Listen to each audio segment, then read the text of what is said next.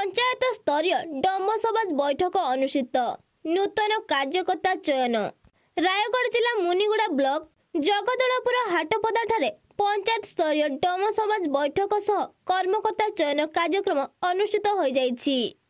बैठक को नीलांबर विभाग परिचालना करथिबा बेले मुनिगुड़ा ब्लॉक डमसमाज ब्लॉक पदाधिकारी माने योगदान देथिबा बेले मुख्य वक्ता भावे रवींद्र पालका उपस्थित रही निजर वक्तव्य प्रदान करथिले।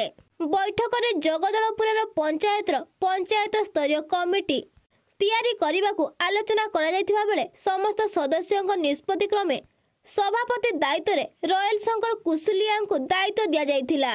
सेहीपरि उपसभापति भावे घन कुमार को दायित्व दिया जायथिबा बेले संपादक भावे नीलांबर विभाग को दायित्व दिया जायछि।